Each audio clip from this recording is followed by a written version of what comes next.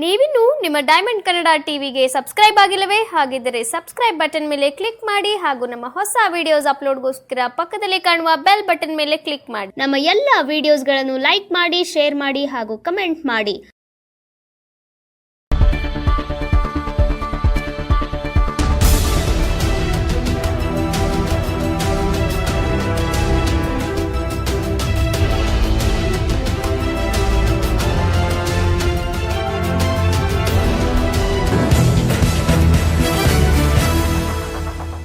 ಇರತಕ್ಕಂತಹ ಈ ರುದ್ರ ಘನಪಾರಾಯಣಕ್ಕೆ ಹಿರಿಯ ರಾಜಕಾರಣಿಗಳು ಹಾಗೂ ಮಾಜಿ ಸಾರಿಗೆ ಸಚಿವರು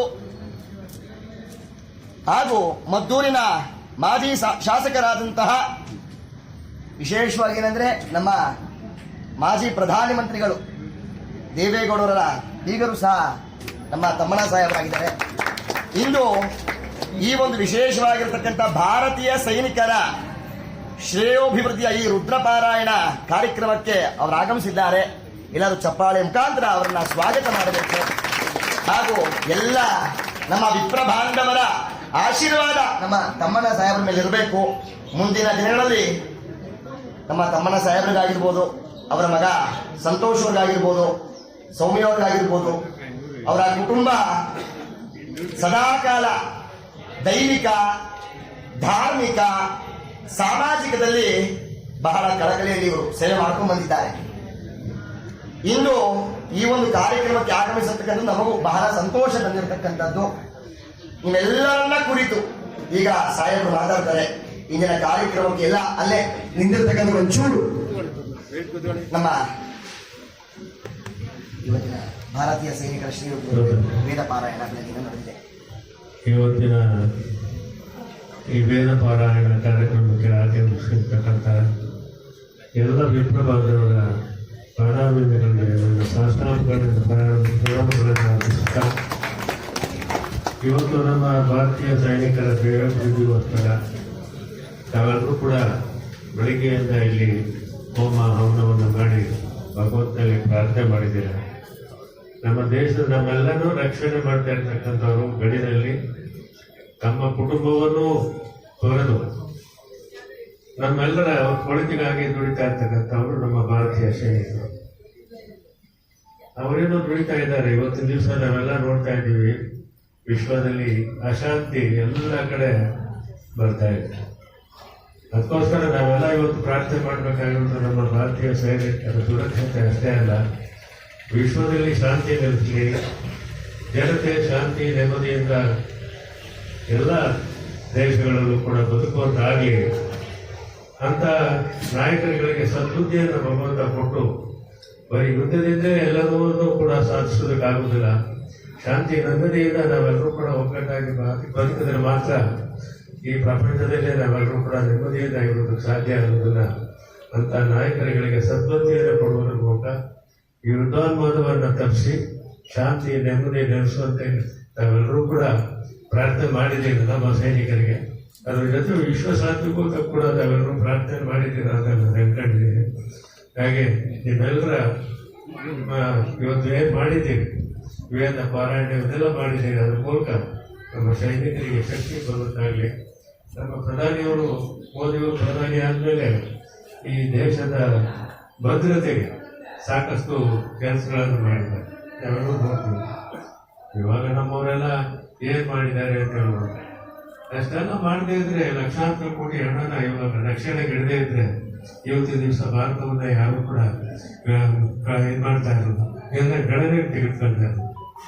ಅಂತಾರಾಷ್ಟ್ರೀಯ ಮಟ್ಟದಲ್ಲಿ 3ನೇ ಸ್ಥಾನದಲ್ಲಿ 4ನೇ ಸ್ಥಾನದಲ್ಲಿ ಇದ್ದಂತ ರಾಷ್ಟ್ರವನ್ನ ಇವತ್ತಿನ ದಿವಸ ಯಾವುದೇ ಅಮೆರಿಕ ಇರ್ಬೋದು, ರಷ್ಯಾ ಇರ್ಬೋದು, ಇಸ್ರೇಲ್ ಇರ್ಬೋದು, ಎಲ್ಲರೂ ಕೂಡ ಭಾರತದ ಸಲಹೆಯನ್ನು ಕೇಳುವಂತ ಒಂದು ಸ್ಥಿತಿಗೆ ತಂದಂತವರು ನಮ್ಮ ಪ್ರಧಾನಿ. ಅದನ್ನ ನಾವೆಲ್ಲರೂ ಕೂಡ ನಾವು ನೆನೆಸ್ಕೋಬೇಕು. ಮುಂದಿನ ದಿವಸದಲ್ಲಿ ಇನ್ನೂ ಈ ಭಾರತದ ಒಂದು ನಮ್ಮ ಸಂಸ್ಕೃತಿ, ಸಂಸ್ಕಾರ ಇದೆಲ್ಲ ಬೆಳೆದು ಯಾವತ್ತೂ ಕೂಡ ನಮ್ಮ ಭಾರತವನ್ನ ಯಾರು ಕೂಡ ನಾಶ ಮಾಡೋದಕ್ಕಾಗುದಿಲ್ಲ. ನಮ್ಮ ಹಿರಿಯರು, ಏಕೆಂದರೆ ನಿಮ್ಮಂತ ವಿಪ್ರರು ಭಗವಂತನ ಪ್ರಾರ್ಥನೆ ಮಾಡಿ ಸಾವಿರಾರು ವರ್ಷಗಳಿಂದ ಒಂದು ಮಾರ್ಗದರ್ಶನವನ್ನು ತೋರಿಸಿದ್ದೀರಿ. ಅದ್ರ ಮೂಲಕ ನಮ್ಮ ಭಾರತ ದೇಶ ಯಾವತ್ತಿದ್ರೂ ಕೂಡ ಅಜೇಯವಾಗಿ ಹೋಯ್ತದೆ ಅನ್ನುವ ನಂಬಿಕೆ ನಮಗಿದೆ. ಇದು ಇದೇ ರೀತಿ ಆಗಲಿ ನಮ್ಮೆಲ್ಲರ ಪ್ರಾರ್ಥನೆಯನ್ನು ಅಂತ ಹೇಳಿ ಹೇಳ್ತಾ ತಮ್ಗೆಲ್ಲರೂ ಒಂದ್ಸಿ ಇದನ್ನು ಮಾಡ್ಕೊಂಡು ಮುಗಿಸ್ತೀನಿ. ನಮಸ್ಕಾರ.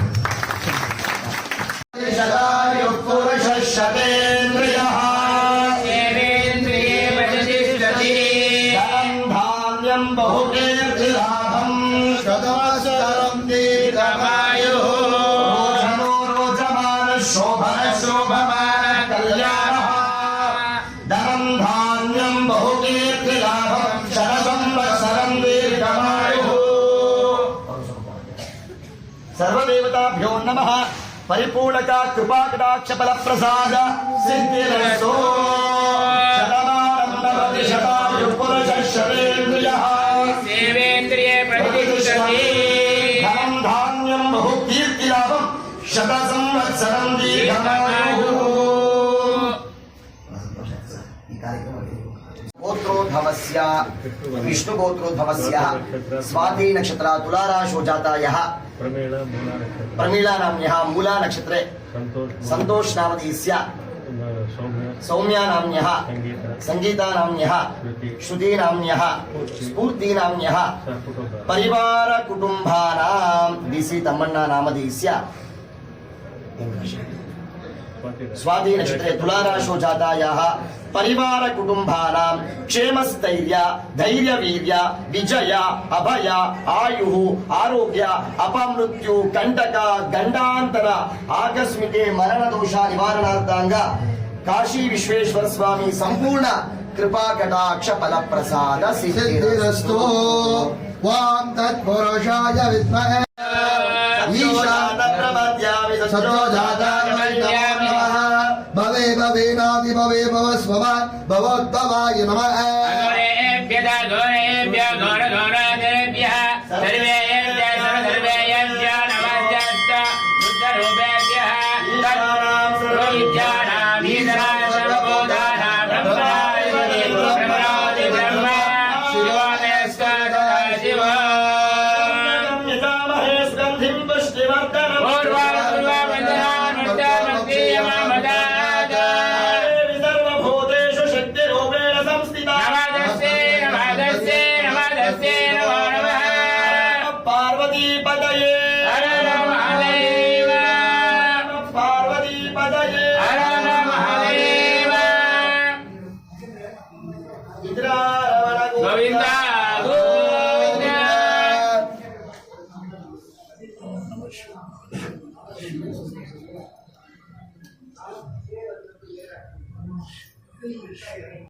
भवति शतायुः पुरुष आदिसेवेन्द्रिय प्रतिष्ठति.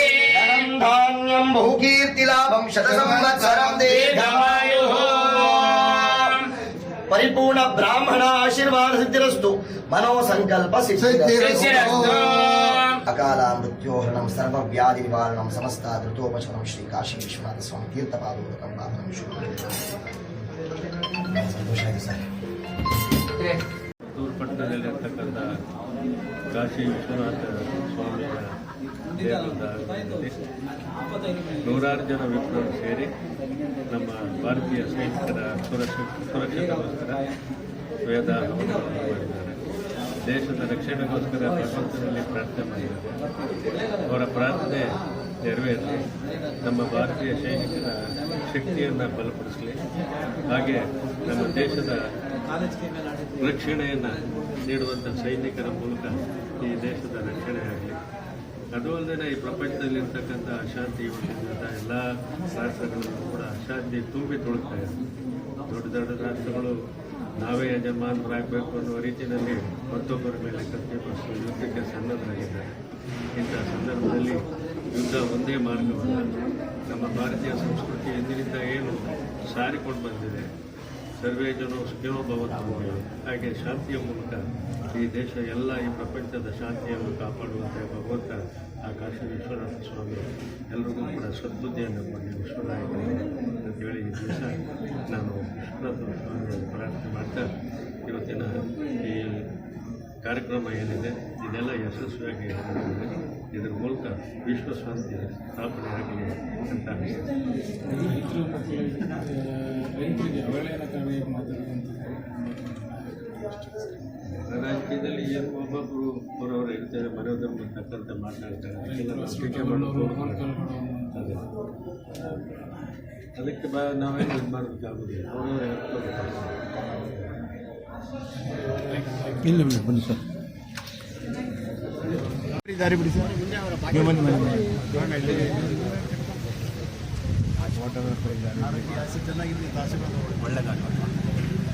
ಎಲ್ಲರಿಗೂ ಕುಟುಂಬ ಪೂರ್ತಿ ಅಭಿವೃದ್ಧಿಯಾಗಿ ಚೆನ್ನಾಗಿದೆ. ನೂರಾರು ಜನಕ್ಕೆ ಸಾವಿರಾರು ಜನಕ್ಕೆ ಅನುಕೂಲ ಆಗುತ್ತೆ. ಕೆಲಸ ಮಾಡಿದ್ದಾರೆ. ಇವತ್ತು ಜನಗಳು ಪ್ರೇರಣೆ ಅಷ್ಟು ಜನ ಒಂದು ಒಳ್ಳೆಯದಾಗಲಿ. ಇಲ್ಲ ಒಂದೇ ಈ ಮದ್ದೂರಿನಲ್ಲಿ ಪುರಾತನವಾಗಿ ನೆಲೆಸಿರತಕ್ಕಂಥ ಕಾಶಿ ವಿಶ್ವನಾಥನ ದೇವಸ್ಥಾನದಲ್ಲಿ ಓಂಕಾರಾಶ್ರಮ ಮಹಾಸಂಸ್ಥಾನದ ಓಂಕಾರೇಶ್ವರನ ಸಾನ್ನಿಧ್ಯದಿಂದ ನಾವೆಲ್ಲರೂ ಕೂಡ ಇಲ್ಲಿಗೆ ಬಂದು ರುದ್ರ ಪಾರಾಯಣವನ್ನು ಮಾಡಿದ್ವಿ. ಆ ಓಂಕಾರೇಶ್ವರ ಜ್ಞಾನದ ಸ್ವರೂಪಿಯಾಗಿರ್ತಕ್ಕಂಥ ಆ ಓಂಕಾರದಿಂದನೇ ಎಲ್ಲವೂ ಕೂಡ ಹುಟ್ಟಿರ್ತಕ್ಕಂಥದ್ದು. ವೇದಗಳ ಉಗಮ ಆಗಿರ್ತಕ್ಕಂಥದ್ದು ಓಂಕಾರದಿಂದ. ಆ ಓಂಕಾರೇಶ್ವರನ ದೇವಸ್ಥಾನದಿಂದ ನಾವು ಇಲ್ಲಿಗೆ ಬಂದು ಕಾಶಿ ವಿಶ್ವನಾಥನಲ್ಲಿ ಪ್ರಾರ್ಥನೆ ಏನಪ್ಪ ಅಂತಂದರೆ ಎಲ್ಲರಿಗೂ ಜ್ಞಾನವನ್ನು ಕೊಡಲಿ ಅಂತಕ್ಕಂಥ ಒಂದು ಪ್ರಾರ್ಥನೆ.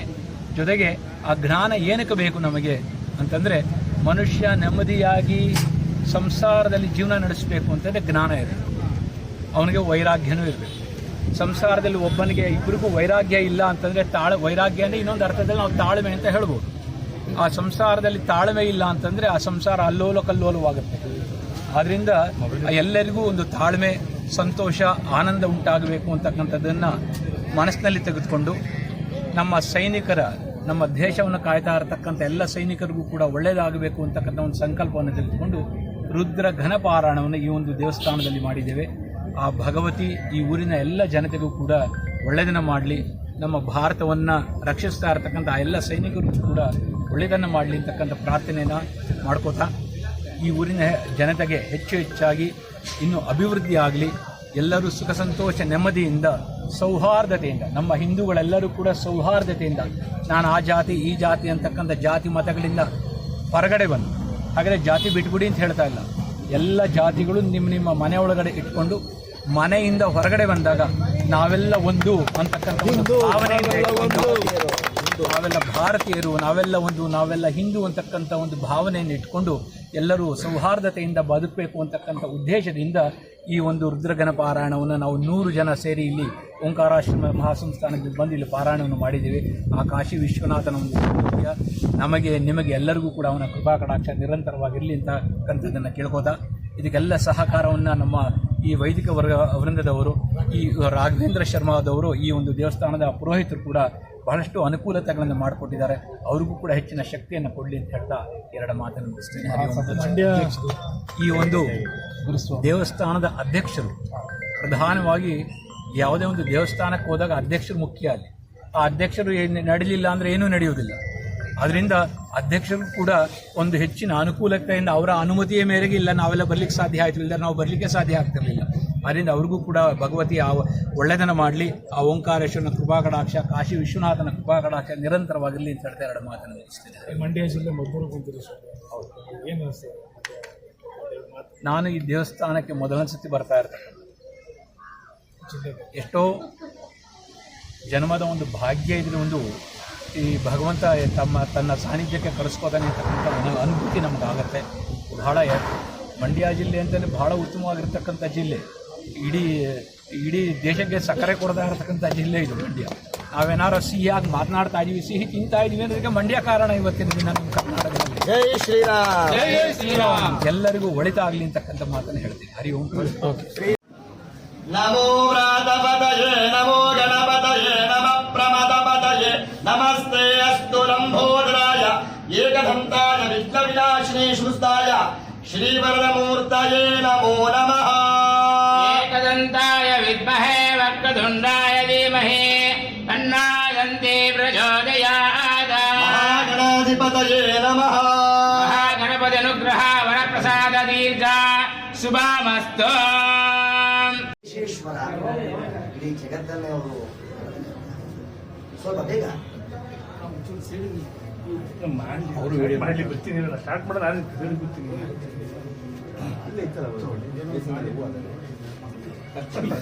ಆಯ್ತಪ್ಪ, ನಿಂದೇ ಧರ್ಮ ತಾಳಪ್ಪ. ಓಂ ನಮಃ ಶಿವಾಯ ನಮಃ. ಓಂ ನಮಃ ಶಿವಾಯ ನಮಃ. ನಮಃ ಶಿವಾಯ ನಮಃ. ಶಿವಾಯ ನಮಃ. ವಿರೂಪಾಕ್ಷಾಯ ನಮಃ. ಅದ್ವೈತಾಯ ನಮಃ. ಪಾಲಯೇ ನಮಃ. ವಲ್ಲಭಾಯ ನಮಃ. ನಮಃ ಪಾರ್ವತೀಪತೆ.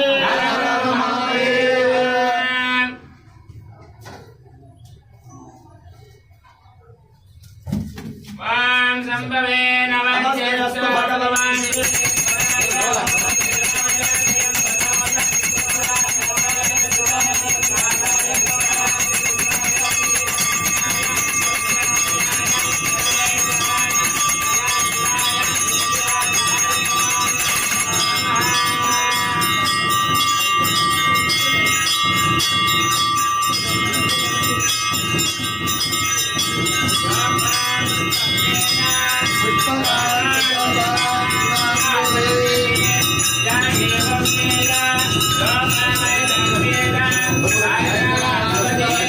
पुष्पमालिकां समर्पयामि.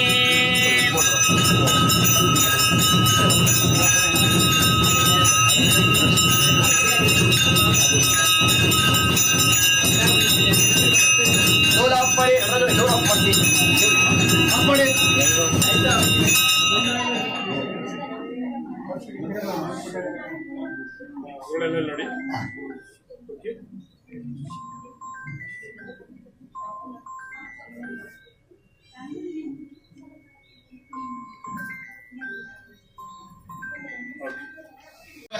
गुरु साक्षात् ब्रह्म तस्मै श्री गुरुभ्यो नमः. शन्नो देवीरभिष्टय आपो भवन्तु वेदये. कल्याणवसन्तु नः.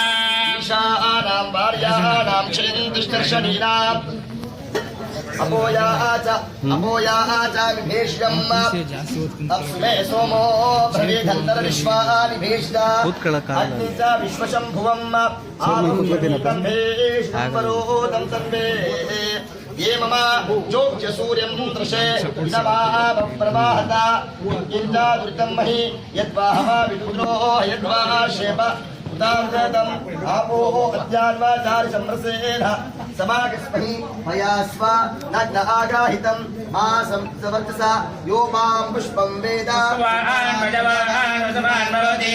पुष्पं वेद यो भावायतनं वेद आयतानवान् भवति. ॐ अघोरेभ्यो तघोरेभ्यो घोरघोरादरेभ्यः सर्वेभ्यो नमश्चस्तरुस्वरूपेभ्यः महादेव्ये च विद्महे विष्णुपत्न्यै धीमहि तन्नो लक्ष्मी प्रचोदयात्. तत्पुरुषाय विद्महे महादेवाय धीमहि तन्नो रुद्रः प्रचोदयात्. हर नमः पार्वती पतये. हर नमः पार्वती पतये.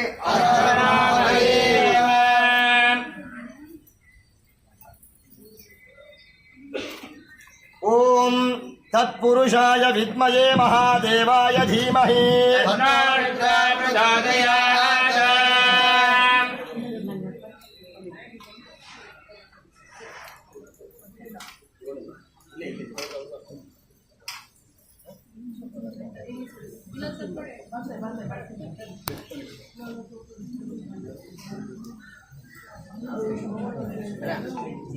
ॐ तत्पुरुषाय विद्महे पुष्पप्रियाय धीमहि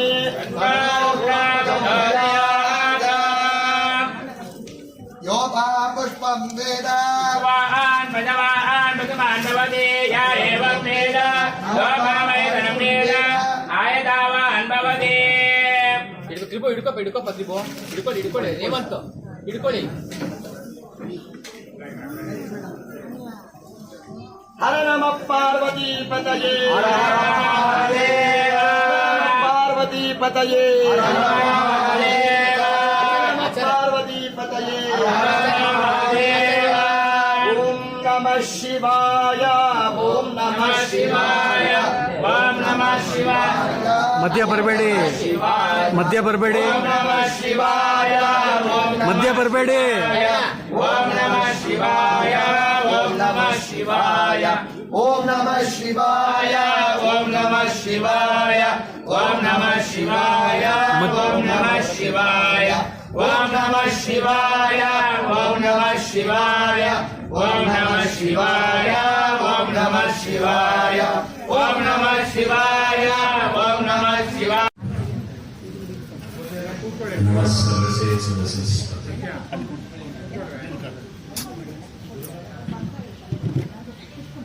ಶಂಕರ ಸಿಂಹ ಇವರ ಒಂದು ಆಡಳಿತದಲ್ಲಿ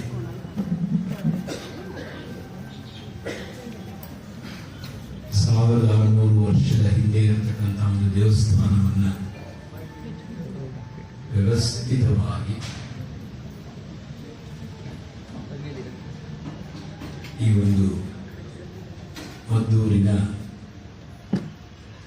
ಜನತೆಗಳಿಗೆ ಒಳಿತಾಗಲಿ ಅಂತ ಹೇಳಿ ಕಾಶಿ ವಿಶ್ವನಾಥನ ಆರಾಧನೆಯನ್ನು ನಿರಂತರವಾಗಿ ಮಾಡ್ಕೊಂಡು ಬರ್ತಾ ಇದ್ದಾರೆ.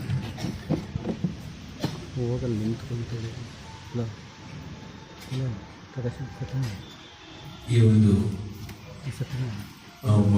ತಡವಾಗಿ ಬಂದ್ವಿ, ಒಂದು ಅರ್ಧ ಗಂಟೆ ತಡ ಆಗೋಯ್ತು. ತಮಿಳುನಾಡಿನಲ್ಲಿ ಕೊಟ್ಟಾಲಂ ಅಂತ ಒಂದು ಕ್ಷೇತ್ರ,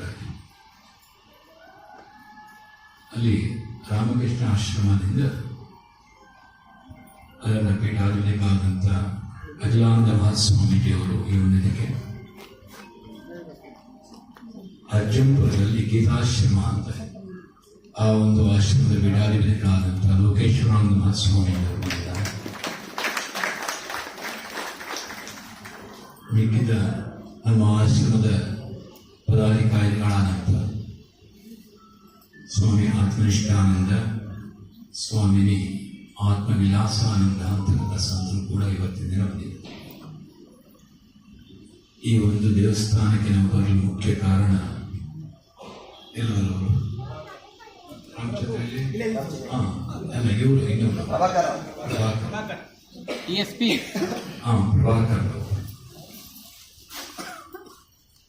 ಅವರು ನಮ್ಮಿಂದ ರುದ್ರ ಘನಪಾರಾಯಣವನ್ನು ಕಲಿತುಕೊಂಡು ಈ ರುದ್ರ ಪಾರಾಯಣದ ನಮ್ಮ ಒಂದು ವ್ಯವಸ್ಥೆಗೆ ಮುಂಚೂಣಿಯಲ್ಲಿ ನಿಂತುಕೊಂಡು ಎಲ್ಲ ಓಡಾಡ್ತಕ್ಕಂಥ ನಮ್ಮ ರಾಮಚಂದ್ರ ಅವರನ್ನು ಭೇಟಿ ಮಾಡಿ, ನಿಜ ತಾನೆ,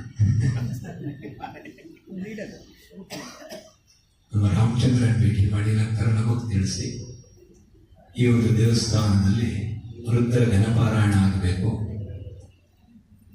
ಎಲ್ಲರಿಗೂ ಒಳಿತಾಗಬೇಕು ಅಂತಕ್ಕಂಥ ಸಂಕಲ್ಪ ಮೊದಲಿಂದ ನೀವೆಲ್ಲ ತೆಗೆದುಕೊಳ್ತಾ ಇರೋ ಸಂಕಲ್ಪನೆ ಅದು. ಆ ಒಂದು ನಿರ್ಧಾರ ನನಗೆ ಬಹಳ ಸಂತೋಷ ಆಗಿ ಈ ಒಂದು ಕ್ಷೇತ್ರಕ್ಕೆ ಬರಲಿಕ್ಕೆ. ನಾವು ಎಷ್ಟು ಸತಿ ಈ ರೋಡಲ್ಲಿ ಓಡಾಡಿದ್ದು ನನಗೂ ಗೊತ್ತಿಲ್ಲ, ಆದರೆ ಆ ಭಗವಂತ ಇವತ್ತಿನ ದಿನ ನಮ್ಮ ಇವರಿಂದ ಪ್ರಭಾಕರದಿಂದ ನಮಗೆ ಇಲ್ಲಿ ಕಲಿಸ್ಕೊಡೋದಾಯಿತು. ಅವರ ನಿಮಿತ್ತದಿಂದ ನಾವು ಇಲ್ಲಿ ಬರಬೇಕಾಯಿತು. ಅದಕ್ಕೆ ತಕ್ಕಂತೆ ಇಲ್ಲಿ ವೈದಿಕರು ರಾಘವೇಂದ್ರ ಶರ್ಮಾ ಅವರು, ಡಾಕ್ಟರ್ ರಾಘವೇಂದ್ರ ಶರ್ಮಾ ಅವರು ಬಹಳ ತುಂಬ ಚೆನ್ನಾಗಿ ವ್ಯವಸ್ಥೆಯನ್ನು ಮಾಡಿಕೊಟ್ಟಿದ್ದಾರೆ, ಎಲ್ಲ ಥರ ಅನುಕೂಲತೆಗಳನ್ನು ಮಾಡಿಕೊಟ್ಟಿದ್ದಾರೆ.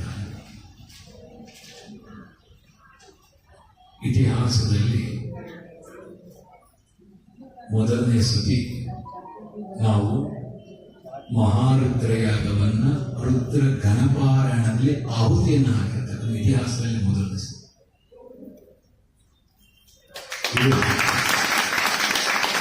ಅದೇ ರುದ್ರ ಘನಪಾರಾಯಣದಲ್ಲಿ ಅತಿರುದ್ರಯಾಗದ ಸಂದರ್ಭವನ್ನು ತೆಗೆದುಕೊಂಡು ಅದಕ್ಕೆ ತಕ್ಕಂತೆ ನಾವು ಏನು ಎಲ್ಲ ಕಡೆ ಎಲ್ಲ ಕ್ಷೇತ್ರಕ್ಕೂ ಹೋಗಿ ಆ ಕ್ಷೇತ್ರದ ಜನತೆಗೆ ಒಳಗಾಗಲಿ ಅಂತಕ್ಕಂಥ ಸಂದರ್ಭವನ್ನು ತೆಗೆದುಕೊಂಡು ಈ ಒಂದು ಕ್ಷೇತ್ರಕ್ಕೆ ಹೋಗಿ ಕ್ಷೇತ್ರದ ಒಂದು ದರ್ಶನ ನನಗೂ ಆಯಿತು, ಅದರತಕ್ಕಂಥ ಒಂದು ಜನಗಳಿಗೂ ಅನುಕೂಲ ಆಯಿತು. ಆ ದೇವಸ್ಥಾನಕ್ಕೂ ಇನ್ನು ಹೆಚ್ಚಿನ ಒಂದು ತರಂಗಾಂತರಗಳು ಇನ್ನೂ ಹೆಚ್ಚಿನ ಅನುಕೂಲಕರವಾಗುತ್ತೆ. ಒಂದು ದೇವಸ್ಥಾನಕ್ಕೆ ಹೋಗಿ ನಾವು ರುದ್ರನ ಪಾರಾಯಣವನ್ನು ಮಾಡಿದಾಗ ಈ ಘನಪಾರಾಯಣದಲ್ಲಿ 8 ವಿಕೃತಿಗಳ ಬಗ್ಗೆ ಶಾಸ್ತ್ರ ಮಾತನಾಡುತ್ತೆ. ತಮಗೆಲ್ಲರಿಗೂ ತಿಳಿದಿರ್ತಕ್ಕಂಥ ವಿಚಾರ. ಮೊದಲಿಂದ ಸಂಹಿತಾ ಪಾಠ ಏನು ಎಲ್ಲ ಪುರೋಹಿತರುಗಳು ಏನೋ ಒಂದು ಪಾರಾಯಣವನ್ನು ಮಾಡ್ತಾರೆ, ಅದನ್ನು ಸಂಹಿತಾ ಭಾಗ ಅಂತ ಹೇಳ್ತೀವಿ. ನಂತರ ಪದಾಕ್ರಮ, ರಥಾಧ್ವಜ, ಈ ರೀತಿಯಾಗಿ ವಿಭಾಗಗಳನ್ನು ಮಾಡಿಕೊಂಡು ಕೊನೆಗೆ ಜಟಾಪಾಠದ ಬಗ್ಗೆ ಮಾತನಾಡ್ತೀವಿ. ಜಟಾಪಾಠದ ತನಕ ನಮ್ಮ ಶಾಸ್ತ್ರ ಏನು ಹೇಳುತ್ತೆ, ನಿನಗೆ ಫಲದ ಬಗ್ಗೆ ಮಾತನಾಡಿದೆ ಜಟಾಪಾಠದ ತನಕ. ಸಂಹಿತಾ ಭಾಗಕ್ಕೆ ಏನು ಫಲ ಸಿಗುತ್ತೋ ಆ ಫಲದ 6 ಪಟ್ಟು ಜಾಸ್ತಿ ನಿನಗೆ ಜಟಾಪಾಠವನ್ನು ಮಾಡಿದ್ರೆ ಸಿಗತ್ತೆ ಅಂತ ಹೇಳ್ತಾರೆ. ಆದರೆ ಘನಪಾರಾಯಣಕ್ಕೆ, ಜಡದಿಂದ ನೆಕ್ಸ್ಟ್ ಸ್ಟೆಪ್ ಘನಪಾರಾಯಣ, ಅದು ಅಂತಿಮ ವಿಕೃತಿ ಪಾಠ. ಆ ಘನಪಾರಾಯಣಕ್ಕೆ ಏನು ಫಲ ಸಿಗುತ್ತೆ ಅಂತಂದ್ರೆ ಆ ಭಗವಂತನಿಗೆ ಗೊತ್ತಿಲ್ಲ. ಅನ್ನಗಿಂತಿ ಅಂತ ಹೇಳಲಿಕ್ಕೆ ಬರದೇ ಇರತಕ್ಕಂಥದ್ದು. ನೀನು ಏನು ಕೇಳ್ತೋ ಅದನ್ನು ಕೊಡ್ತಾನೆ. ಹಿಂದಿನಲ್ಲಿ ಒಂದು ಮಾತನಾಡಿದ್ರೆ ಚಪ್ಪಟ್ ಪಾಡ್ತಾರೆ, ಜब ಭಗವಾನ್ ದೇತಾ ಹೋತೋ ಚಪ್ಪಟ್ ಪಾಡ್ತಾರೆ ದೇತಾ ಹೋ. ಆ ಭಗವಂತ ಕೊಡಕ್ಕೆ ಇಚ್ಛೆ ಪಟ್ಟಾಗ ಅದ್ರ ಅಡೆತಡೆಗಳು ಏನೂ ಇರೋದಿರುತ್ತೆ. ಅಷ್ಟು ಫಲ ಈ ಒಂದು ರುದ್ರ ಘನಪಾರಾಯಣಕ್ಕೆ ಇರ್ತಕ್ಕಂಥದ್ದು. ನಮ್ಮೆಲ್ಲರಿಗೂ ಬಹಳ ಸಂತೋಷ. ನೀವೆಲ್ಲರೂ ಕೂಡ ದೇಶದ ಒಳಿತನ್ನು ಬಯಸಿ ನಮ್ಮ ಸನಾತನ ಧರ್ಮ ಶಾಶ್ವತವಾಗಿ ಉಳಿಬೇಕು. ಆ ಸನಾತನ ಧರ್ಮೀಯರೆಲ್ಲರೂ ಕೂಡ ಸೌಹಾರ್ದತೆಯಿಂದ, ಆನಂದದಿಂದ, ಸಂತೋಷದಿಂದ ಜೀವನವನ್ನು ನಡೆಸಬೇಕು, ಒಗ್ಗಟ್ಟಾಗಿರಬೇಕು ಅಂತಕ್ಕಂಥದ್ದೆಲ್ಲ ಸಂಕಲ್ಪನ ತೆಗೆದುಕೊಂಡು ಈ ಅತಿರುದ್ರಗದ ಯಾಗ ಏನು ಸಂಕಲ್ಪ ತೆಗೆದುಕೊಂಡಿದ್ದೀರಾ ಅದರಲ್ಲಿ ಬಹುಶಃ 6,000 ಪಾರಾಯಣ ಆಗೋಗಿದೆ. 6,000 ರುದ್ರ ಘನಪಾರಾಯಣ ಅಂದ್ರೆ ಅದು ಸಾಮಾನ್ಯ ಮಾತಲ್ಲ. ಅದಕ್ಕೆ ನಾವು ಆವಾಗ ಹೇಳ್ತಾ ಇರ್ತೀವಿ, ನೀವ್ಯಾರು ಸಾಮಾನ್ಯದವರಲ್ಲ, ನೀವು ಅಸಾಮಾನ್ಯರು. ನೀವೆಲ್ಲರೂ ದ ಕಾಮನ್ ಮ್ಯಾನ್ cannot ನಾನು ನಿಮ್ಮನ್ನ ಹೋಗ್ತಾ ಇಲ್ಲ, ಆದರೆ ಯಥಾಸ್ಥಿತಿಯನ್ನು ಹೇಳ್ತಾರೆ. ನಾವು 1 ದಿನ ಇಲ್ಲ 2 ದಿನ ಪೌರೋಹಿತರಲ್ಲಿ ಕರೆಸಿ ಮಾತನಾಡ್ಬೋದು, ಅವ್ರು ಕೂತ್ಕೊಂಡು ಪಾರಾಯಣ ಮಾಡ್ಬೋದು. ಆದರೆ ಪೌರೋಹಿತಿಕೆ ಇದ್ದಂತ ಅವ್ರಿಗೆ ಅದೇ ಅವ್ರ ಜೀವನ, ಅವರ ಜೀವನ ನಡಿಬೇಕಾಗುತ್ತೆ ಅದರಿಂದ. ಸೊ ಮೂಲತಃ ಲೋಕಹಿತವನ್ನು ಬಯಸಿ ಅವರು ಪಾರಾಯಣ ಗೊತ್ತಿದ್ರು ಕೂಡ ಪಾರಾಯಣ ಮಾಡ್ಲಿಕ್ಕೆ ಆಗೋದಿಲ್ಲ ಅವರಿಗೆ, ಯಾಕೆಂದ್ರೆ ಅವರ ಸಂಸಾರ ಕೂಡ ನಡಿಬೇಕಾಗುತ್ತೆ. ಆದರೆ ನಿಮಗೆ ಆ ಥರ ಅಲ್ಲ.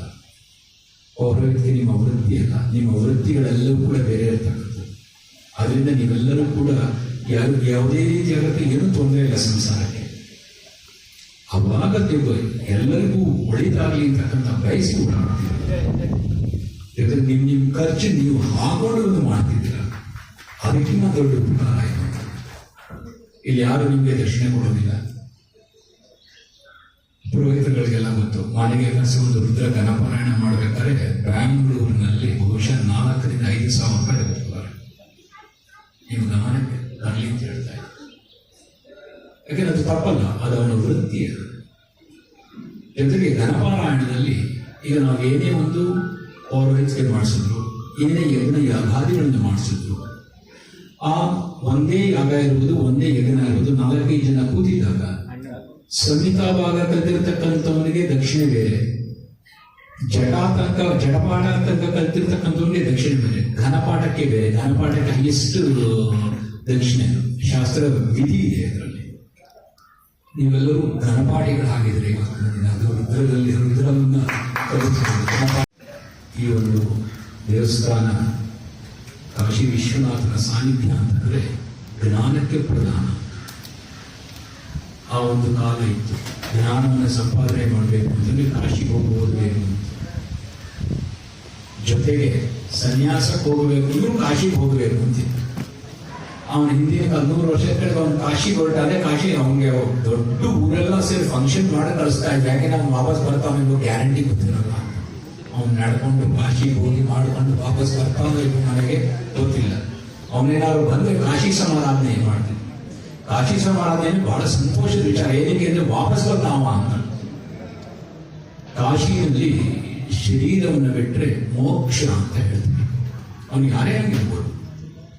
ಆ ಕಾಶಿ ಕ್ಷೇತ್ರ ಏನಿದೆ, ಆ ಕಾಶಿ ಕ್ಷೇತ್ರದ ಅಧಿಪತಿ ಭೈರವ, ಕ್ಷೇತ್ರಪಾಲ ಭೈರವ. ಆ ಕಾಶಿಯಲ್ಲಿ ಶರೀರ ಬಿಡುವ ಸಮಯದಲ್ಲಿ ಆ ಸಾಕ್ಷಾತ್ ಈಶ್ವರ ಅವನಿಗೆ ಬಂದು ಅವನ ಕಿವಿಯಲ್ಲಿ ಕರ್ಣದಲ್ಲಿ ಅವನಿಗೆ ಬ್ರಹ್ಮೋಪದೇಶವನ್ನು ಮಾಡ್ತಾನೆ.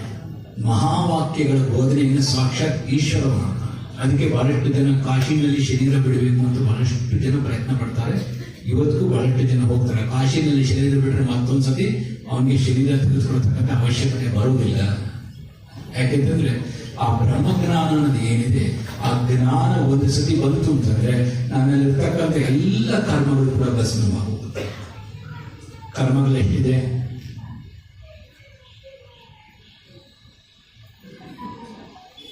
ಸಂಚಿತ, ಆಗಾಮಿ, ಪ್ರಾರಬ್ಧ. ನಾವು ಒಳ್ಳೆ 108 ತಾಪತ್ರಯ ಕಾಣಿ ಅಂತ ಹೇಳ್ತೀವೋ ಇಲ್ವೋ? ನಿಜವಾಗ್ಲೂ 108 ತಾಪತ್ರಯ ಅಂದ್ರೆ ಇಲ್ಲ, ತಾಪ ತ್ರಯ ಅಂತ. ಆ ತಾಪ ಅಂದ್ರೆ ಕಷ್ಟ, 3 ಕಷ್ಟ. 108 ಅಂತ ನಾವು ಹೇಳ್ತೀವಿ, ಸಾವಿರಾರು ಕಷ್ಟ ಇದೆ ಕಣಿಯ ನನಗೆ ಅಂತ ಹೇಳ್ತೀವಿ. ಆದ್ರೆ ಮನುಷ್ಯನಿಗೆ ಬರತಕ್ಕಂಥ ಕೇವಲ 3 ಕಷ್ಟ.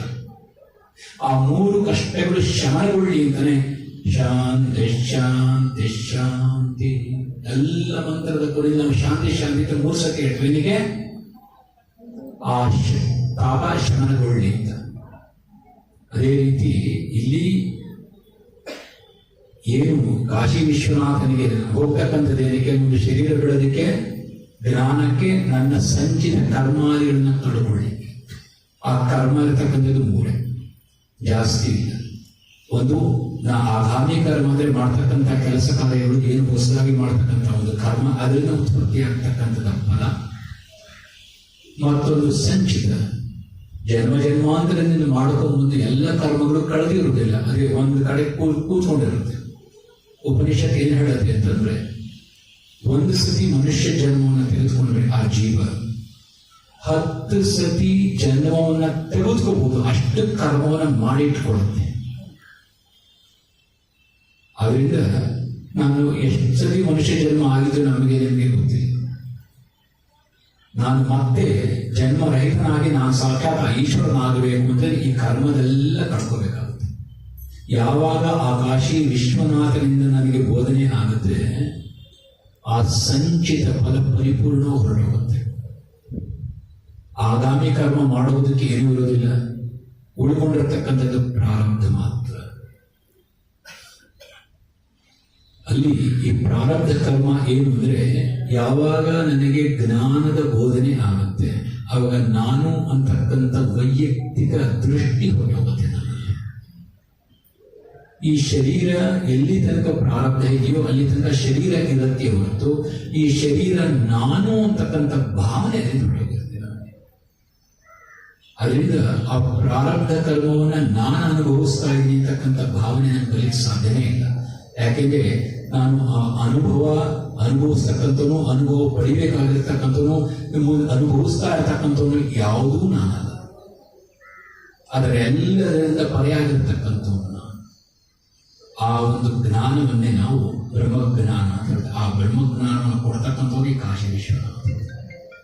ಕಾಶಿ ವಿಶ್ವನಾಥನಿಗೆ ನಾವು ಆರಾಧನೆಯನ್ನು ಮಾಡ್ತೀವಿ ಅಂತಂದ್ರೆ ಕೇವಲ ಜ್ಞಾನಕ್ಕೋಸ್ಕರ ಆರಾಧನೆ ಮಾಡ್ತೀವಿ. ಕಾಶಿ ಇಲ್ಲ ಒಂದು ಜ್ಞಾನಾರ್ಜನೆಗೆ, ಇಲ್ಲ ಮುಕ್ತಿಗೆ ಅಂತ. ಅದಕ್ಕೋಸ್ಕರ ಎಲ್ಲ ಕಾಶಿಗೆ ವಯಸ್ಸಾಗಿರೋ ಬಹಳಷ್ಟು ಜನ ಇವತ್ತಿಗೂ ಇದೆ.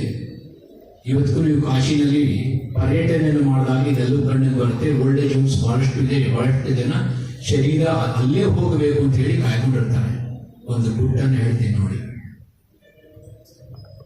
ಕಾಶಿ ಎಲ್ಲಿ ತನಕ ಅಧಿಕಾರ ತಗೊಳ್ಳೋದಿಲ್ಲ ನನಗೆ ಜ್ಞಾನೋದಯ ಆಗಲಿಕ್ಕೆ ಸಾಧ್ಯ.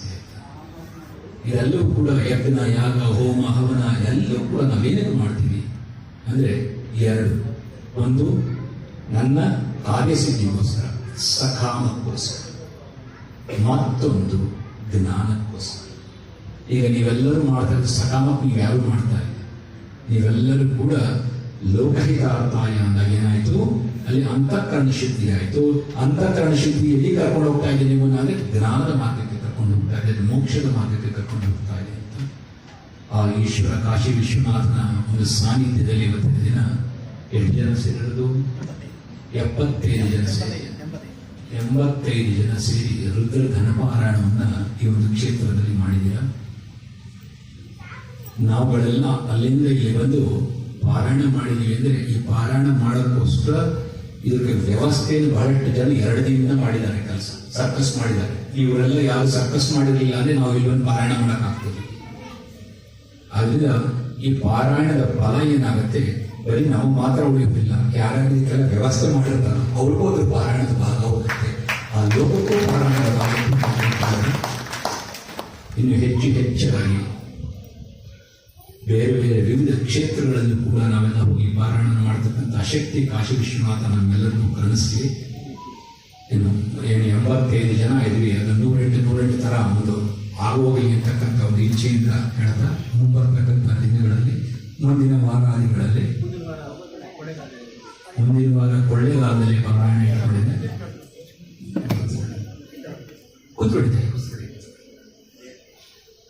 ಈ ಮುಂದಿನ ವಾರ 22ನೇ ತಾರೀಕು ಕೊಳ್ಳೇಗಾಲದಲ್ಲಿ ಪಾರಾಯಣ.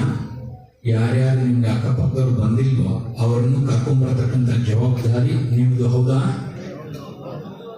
ಕೇಳಿಸ್ಲಿಲ್ಲ? ನನಗೆ ಕೇಳಿಸ್ಲಿಲ್ಲ. ಕಾಶಿ ವಿಶ್ವನಾಥನ ಮುಂದೆ ಹೇಳ್ತಾ ಇದ್ದೀರಾ? 108 ಜನ ಕರ್ಕೊಂಡ್ಬರೋದು ನಿಮ್ ಜವಾಬ್ದಾರಿ. ಭಗವತಿ ಒಳ್ಳೆಯದು ಮಾಡಿ ಮತ್ತೆ ಭೇಟಿ ಮಾಡುವಂತೆ ಅರಿವು ತಿಳಿಸಿದೆ.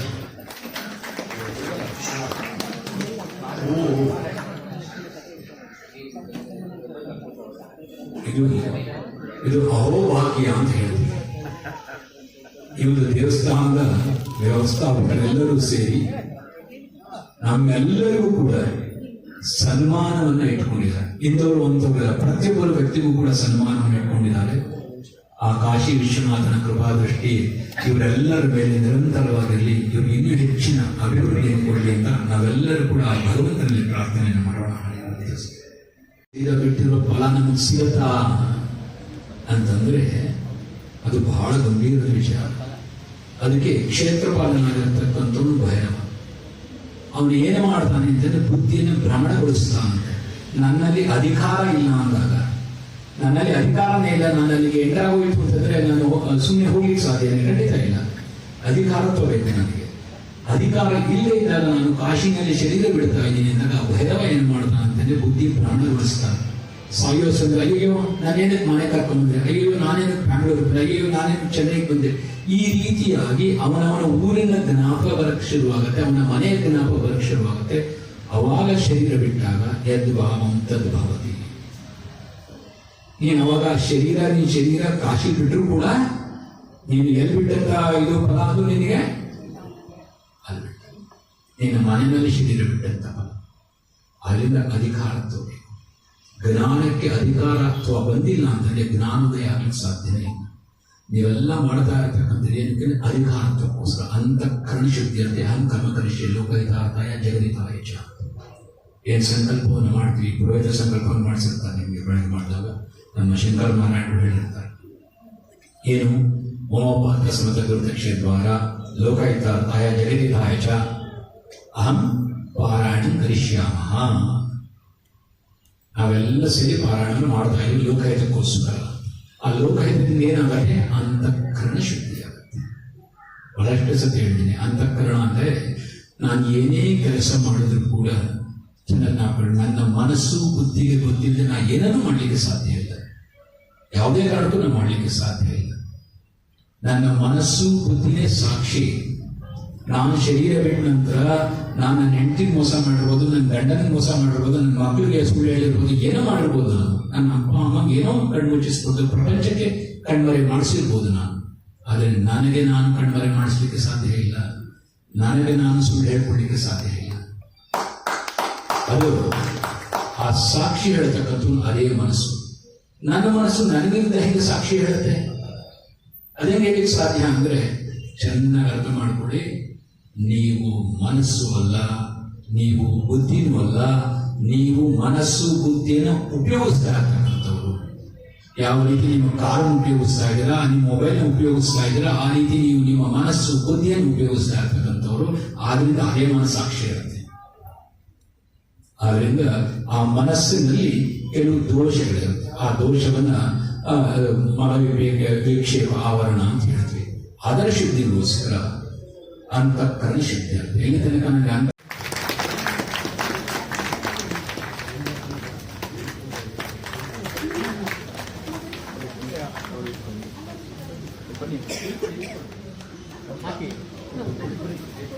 ಬೇಗ ಬನ್ನಿ ಸ್ವಾಮಿಗಳು. ಬನ್ನಿ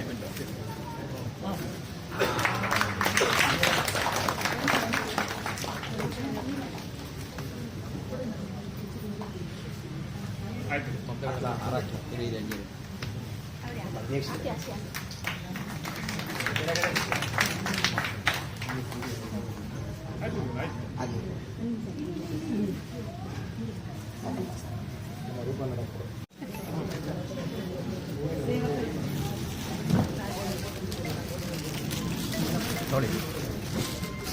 ತಗೊಳ್ಳಿ ಇಲ್ಲಿ ದೂರ ಮೇಡಮ್ ಅಲ್ಲಿ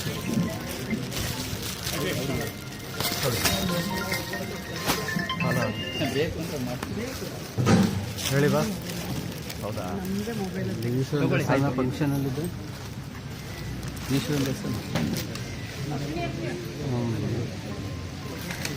ಏನು ಇನ್ನೂ ಒಂದು ಹಾಫ್ ಆನ್ ಅವರ್ 1 ಅವರ್. ಏಕೆ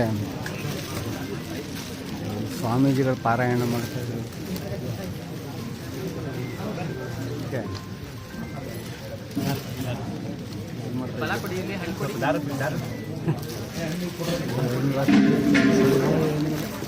ಒಳಗೆ ಬೆಳಗ್ಗೆ ಒಂದು 200 ರೂಪಾಯಿ ಮಾಡ್ಬಿಟ್ಟು ಸುಮ್ಮನೆ ಆಯಿತು. ಓಕೆ ಓಕೆ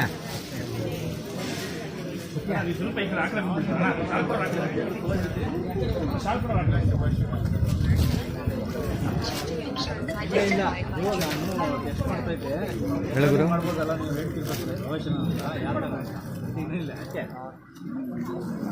ಇನ್ನೂ ಬಂದಿಲ್ಲ ಅಂದರೆ ಈಶ್ವರನ ದೇವಸ್ಥಾನದಲ್ಲಿ ಫಂಕ್ಷನ್ ಅದೇ ಮಧ್ಯಾಹ್ನ ಮೇಲೆ ಬಾ ಅಂತಲ್ಲಿ ಹೇಳಿದ್ದು. ಊಟ ಮಾಡ್ಕೊ ಬರ್ತೀವಿ ನಾವು 3 ಗಂಟೆ ಅಷ್ಟೇ. ನಾನು ಇಲ್ಲಿ ಟ್ರೈ ಮಾಡಿದೆ, ಅದಕ್ಕೆ ಇಲ್ಲಿ ಫಂಕ್ಷನ್ ಐತೆ ಕಣಯ್ಯ, ವಿಡಿಯೋ ಮಾಡ್ತಾ ಇದ್ದೀನಿ. ಹೇಳ್ತಾ ಇದ್ದೆ ಸೇರ್ಕೊಳ್ಳಿ ಅಂತ ಹೇಳ್ತಿದ್ದೆ.